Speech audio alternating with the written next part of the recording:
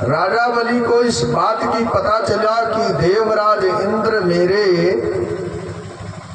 पिता को जला दिए। गुरु जी को बुलाया शुक्राचार्य को, और शुक्राचार्य को बुलाने के बाद कहा, हे गुरुवर,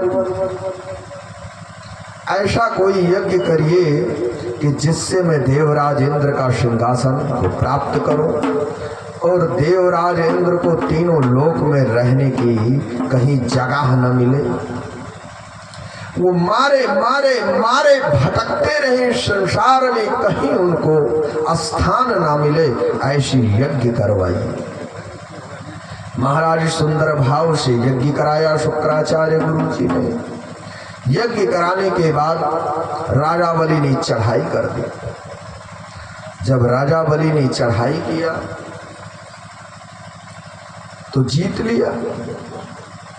हाँ, सीताराम राधे राधे, आइए आइए बैठिए, उनको प्रसाद जल को पिलवाइए और बैठाइए। बोले बाल कृष्ण लाल किया, यहाँ आ जाइए, बैठिए। हाँ, बड़े सुंदर भाव से राजा बलि चढ़ाई जब किए गुरु के कृपा पात्र से, तो विजयी नहीं हुए। शुक्राचार्य ने ऐसी यज्ञ करवाई कि उस यज्ञ से राजा बलि जी विजय नहीं प्राप्त कर पाए, और लास्ट में ये फल प्राप्त हुआ राजा बलि को। महाराज थोड़ा इधर हो जाइए, यजमान हमारे, जहाँ आप बैठे हो वहाँ यजमान बैठे, उनका मुख दिखाई देना चाहिए, है नहीं? जब चैनल है तो दिक्कत हो जाती है चैनल पर, इसी मोबाइल के पीछे पड़ जाते हैं चैनल के। और राजा बलि को मार दिया देवराज इंद्र ने। जब देवराज इंद्र को मार दिया, देवराज इंद्र ने राजा बलि को मार दिया, मृत्यु हो गया। फिर अग्निदेव को बुलाया और कहा, इसके पिता जैसी इसकी दशा करो। जैसे जलाने का प्रयास किया, उतने में ही क्षण जैसे गजराज की को भगवान ने प्रकट होकर क्षण मात्र में बचा लिया। उसी तरह जैसे भगवान ने प्रकट हो गए लक्ष्मी नारायण, सिर्फ नारायण प्रकट हो, ये परमात्मा नारायण प्रकट हो गया और कहा, हे देवराज इंद्र, तुमने महाअपराध कर दिया, एक बार मैंने आपको क्षमा कर दिया। देखो, प्रहलाद मेरा परम शिष्य है, मेरा भक्त है।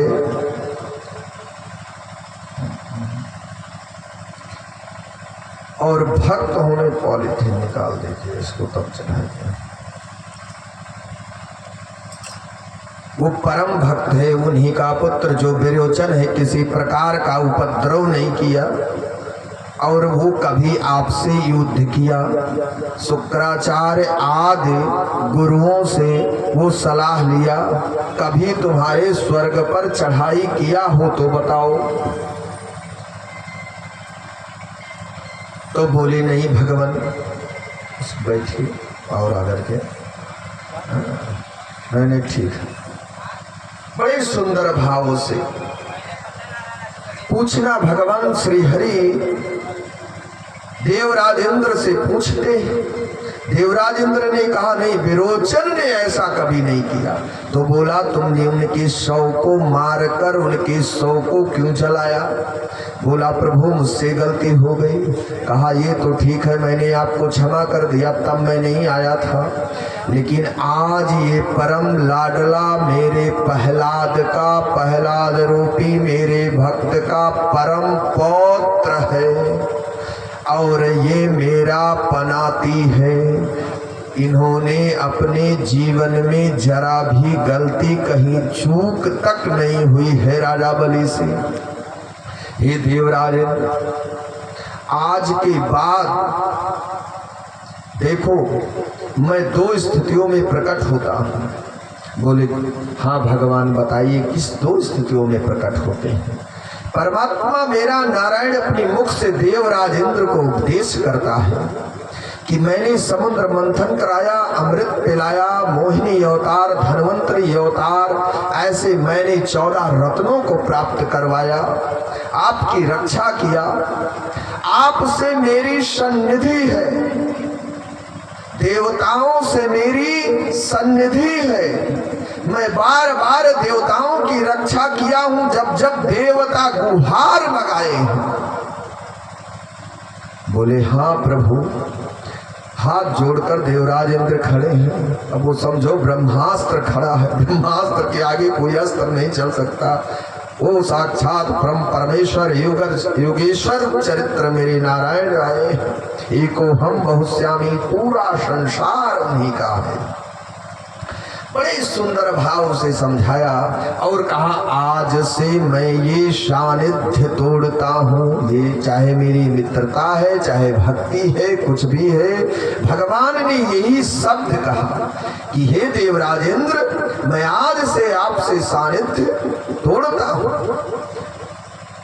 अब इंद्र तो बोल नहीं सकते कि महाराज काहे को सानिध्य, क्योंकि गलती किए और गलती पे गलती हुए तो एक गलती नहीं, ये परमात्मा मेरा 100 गलती को माफ करता है। कितनी गलतियों को? 100 गलती को माफ करता है, लेकिन एक गलती हो गई तो नहीं माफ करता। जैसे 101 गलती हुआ वैसे नहीं माफ करता। तो बोले सुनो, जैसे ये 100 पड़ा है ऐसे ही इस 100 को आप बलि के आवास पर पहुंचाइए। बलि के 100 को दूतों को बुलाया देवताओं के द्वारा। देवराज इंद्र ने बलि के 100 को उनके आवास पर पहुंचवा दिया। शुक्राचार्य को इस बात को पता चली कि राजा बलि की मृत्यु हो गई है, तो आने के बाद उन्होंने अपना समस्त उपाय कर कर राजा बलि को जीवित किया।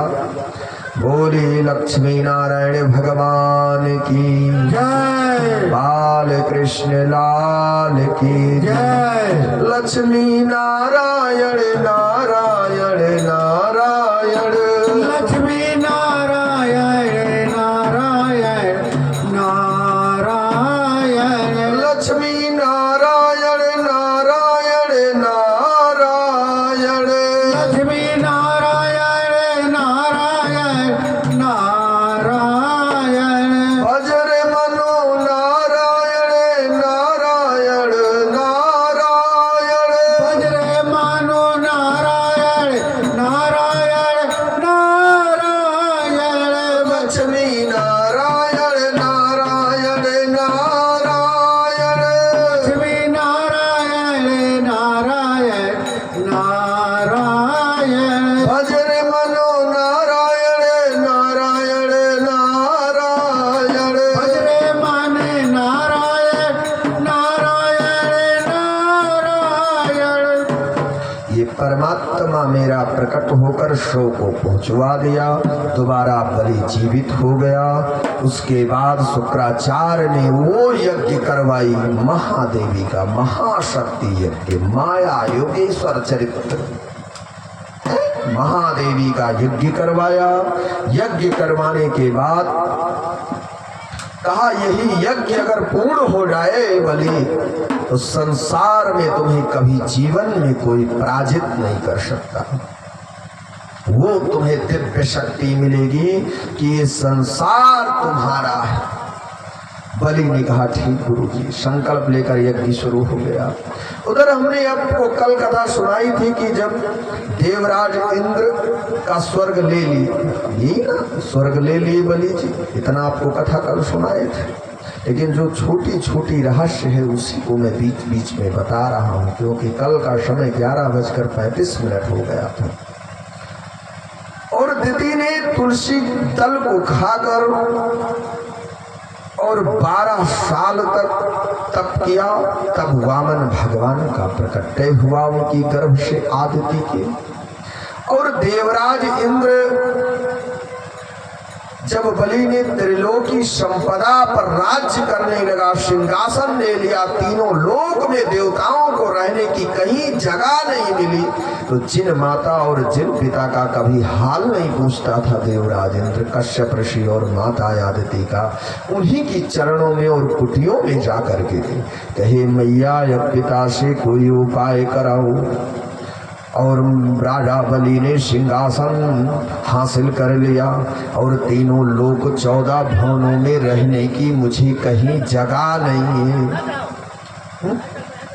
इसी तरह ये अपने मन में भाव से सोचिए एक बार कि संसार में मुझे सब त्याग दे। आप जिस मृत्यु लोक में हो, इस लोक में तुम्हें सब त्याग दे, तो इस लोक का एक ही मालिक है। ध्यान से समझिएगा। जब बलि के 100 को पहुंचाया और कहा भगवान कि ए इंद्र, मैं आपसे सानिध्य तोड़ता हूं, तो परमात्मा ने एक बात वही मुख से अपनी निकाल दी वाणी, आज से मेरा सानिध्य मनुष्य लोक है, मृत्यु लोक के मानवों से मेरा सानिध्य है।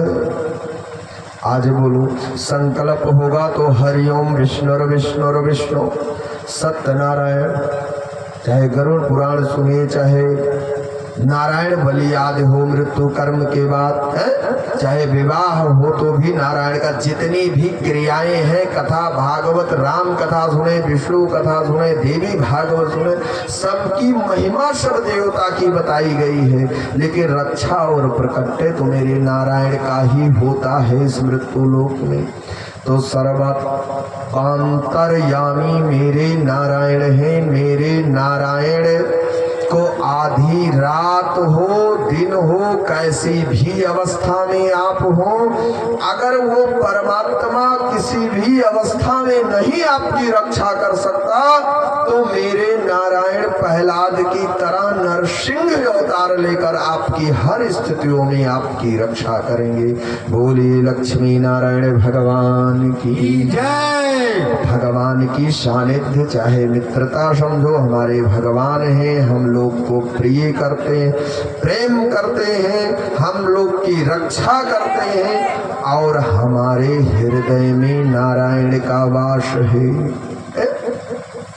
तो यही जब बात कही तो परीक्षित ने कहा कि ए भगवान, सुखदेव जी से कहते हैं, हे गुरुवर भगवान, मुझे ये बताओ कि जब मनुष्य लोक में मृत्यु लोक में मनुष्यों से सानिध्य की, तो भगवान अनेकानेक अवतार लिया। आपने बताया समुद्र मंथन कराया, सारे भक्तों को रचाया, प्रभु ने सबकी रक्षा किया।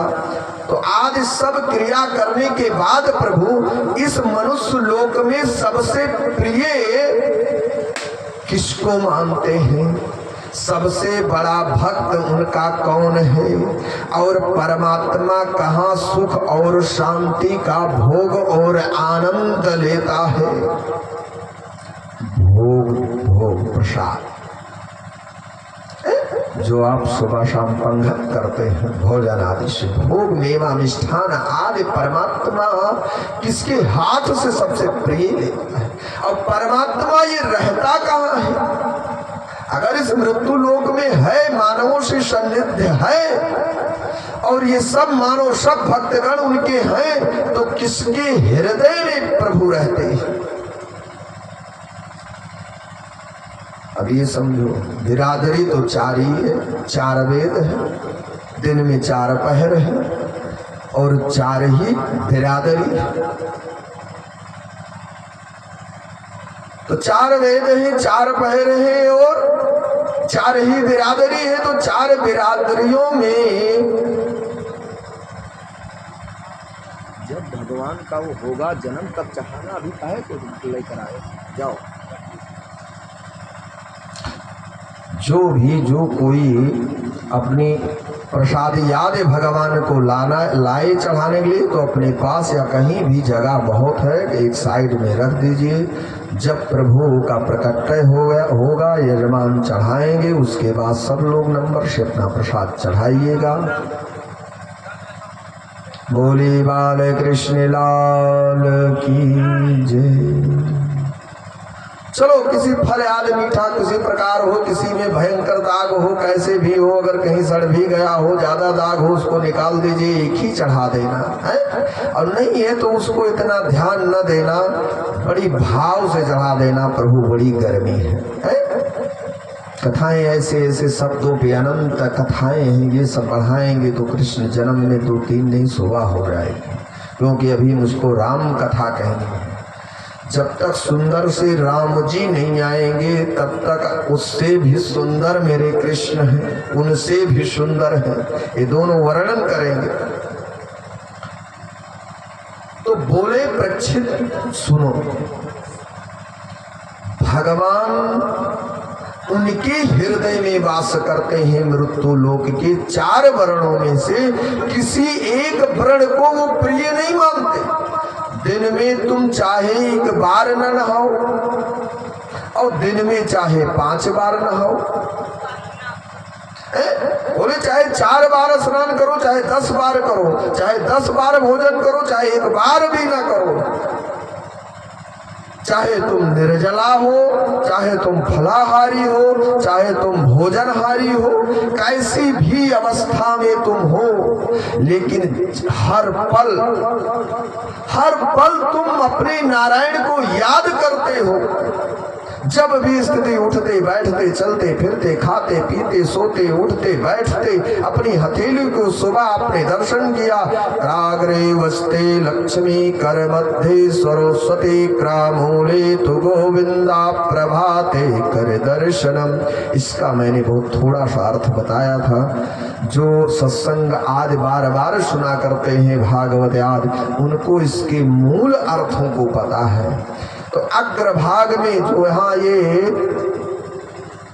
शंख और चक्र बना रहता है 10 उंगलियों में, और पीछे नाखून है, और उसके अग्रभाग में शंख और चक्र है, ये लक्ष्मी जी है, अग्रभाग लक्ष्मी जी। तुमने क्या कहा, संसार में जो मैंने बनाया है वो किसी ने नहीं बनाया है? तो सब लोग कहते हैं भैया उन्होंने बहुत पढ़ाई किया, बड़ी फैक्ट्री है, सारी व्यवस्थाएं नौकरी आदि सबको अर्जित किया, लेकिन संत कहता तुमने कुछ नहीं बनाया। तो बोले गुरु जी क्यों नहीं बनाया? सब कुछ तो मैंने ही मेहनत किया, रात भर पढ़ा, दिन भर पढ़ा, टाइम से भोजन नहीं, सब चीजें को मैंने बड़ी त्याग किया, तब आज इस पद और प्रतिष्ठा को मैंने प्राप्त किया। गुरु जी कहते हैं सुनो राजन, रू मीन्स अंधकार, रू मीन्स प्रकाश, तुम्हारे जीवन में जो अंधकार है वो मैं अब प्रकाश ला रहा हूं।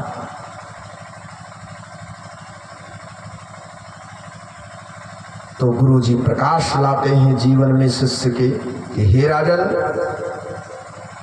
जो लक्ष्मी है इस संसार में सिर्फ वही काम करती है, तुम्हारे हथेली के अग्रभाग के अंगुलियों में अग्रभाग में ही वास करती है। जब तुमने भोजन किया तो किससे किया? लक्ष्मी जी से। उठाए तो शंख और चक्र लक्ष्मी जी है अग्रभाग में, हर पल है वो, 24 घंटा 1 सेकंड आपकी साथ नहीं छोड़ती।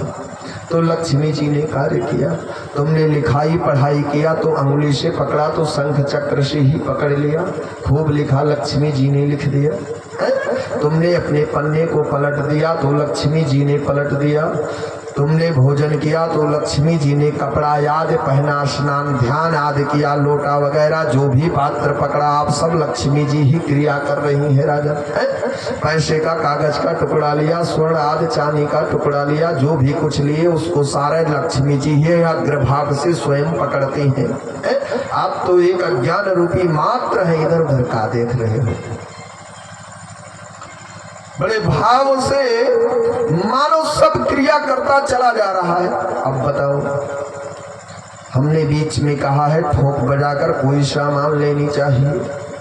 तो जैसे मान लो आपको रास्ते में मिला हुआ स्वर्ण का एक टुकड़ा मिल गया, आप कहते हैं महाराज ये तो मुझे स्वर्ण मिल गया, लेकिन दादा बाबा आज सब लोग कहा करते थे कि स्वर्ण का मिलना अशुभ है, लेकिन अब उसको अज्ञानता बस व्यक्ति उठा लेता है, सोचता है ना उठाऊं ना उठाऊं, फिर भी उठा लेता है।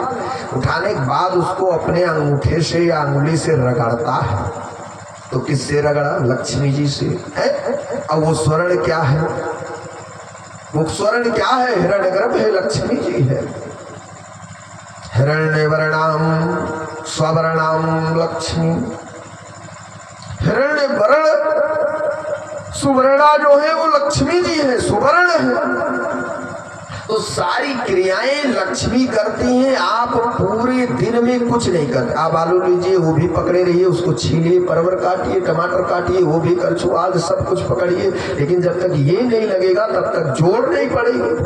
काजल लगाओ, क्रीम लगाओ, दातून करो, जो भी तुम करोगे सब लक्ष्मी जी ही कर रही है, तुम कुछ कर ही नहीं रहे। अब तो ये हो गया क्राग्रे वस्ते लक्ष्मी।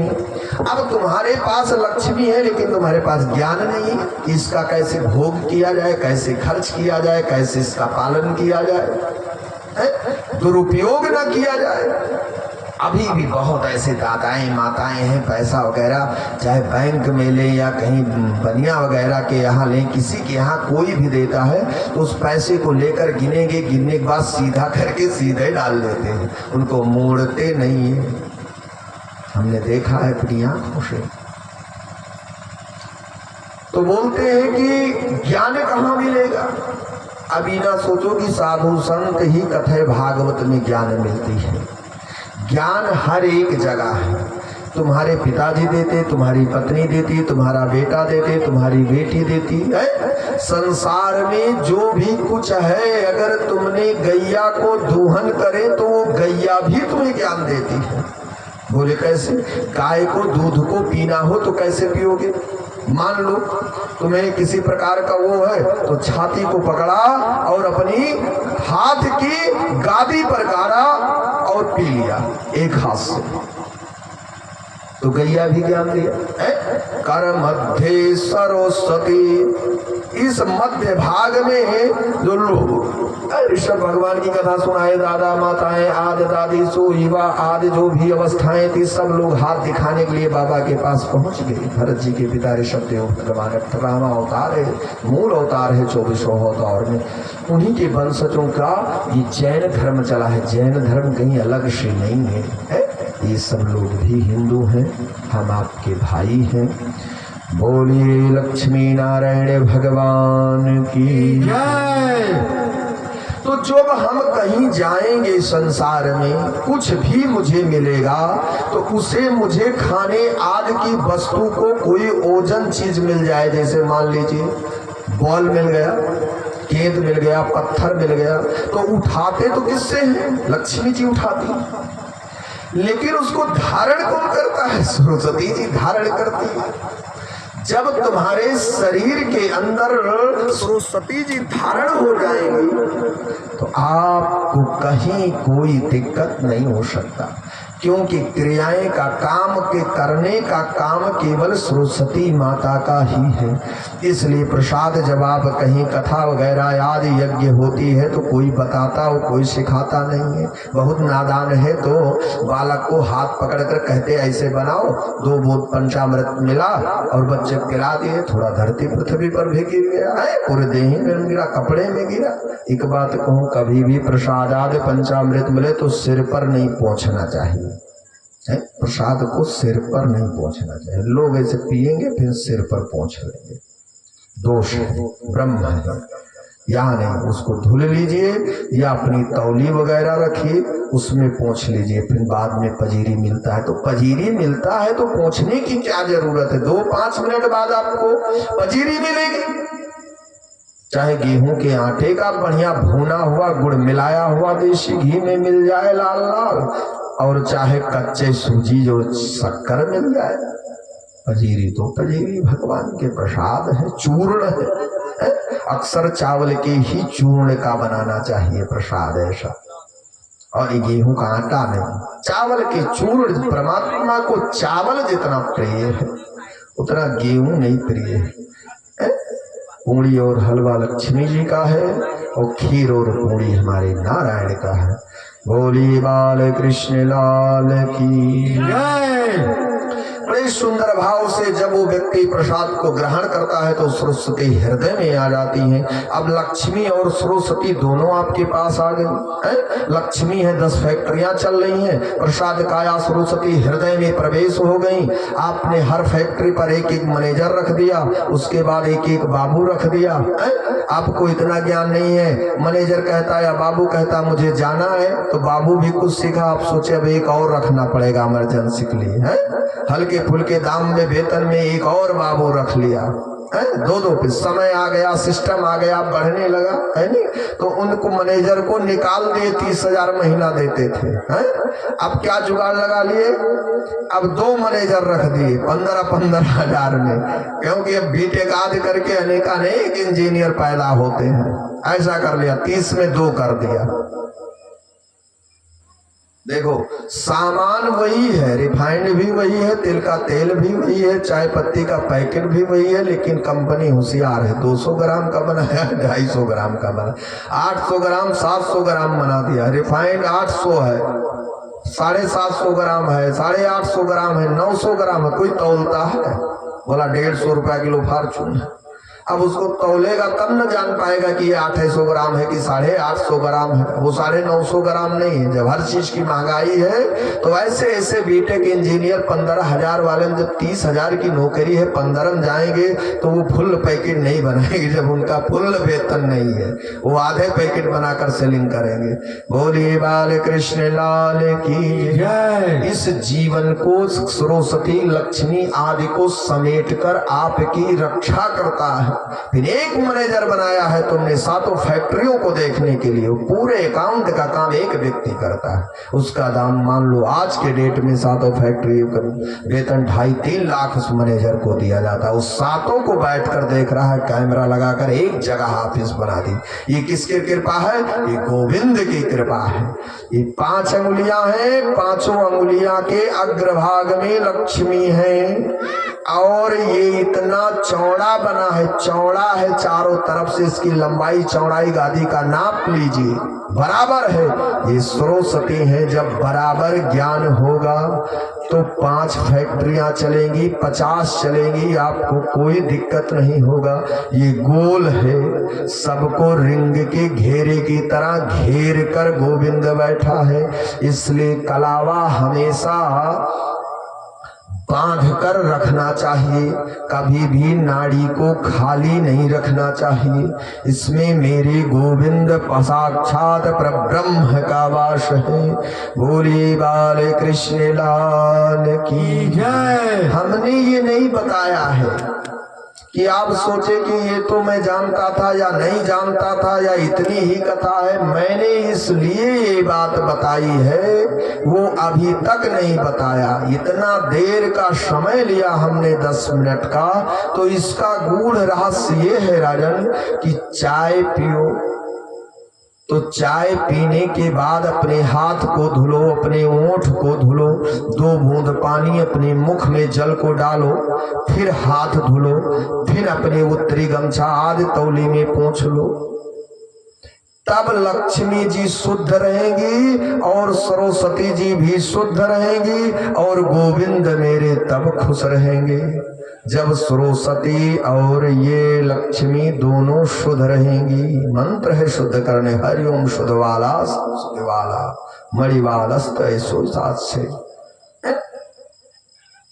तो हाथ इतनी मैंने बताया है, लक्ष्मी सरस्वती और नारायण की कृपा तुम पर तब रहेगी जब आप शुद्ध रहोगे। तब पान खा रहे और पान खाने के बाद चूना चाट रहे, तो चूना चाटो, कोई ऐसी दोष नहीं है क्यों स्वाद को बनाने के लिए राम रस डाला ही जाता है।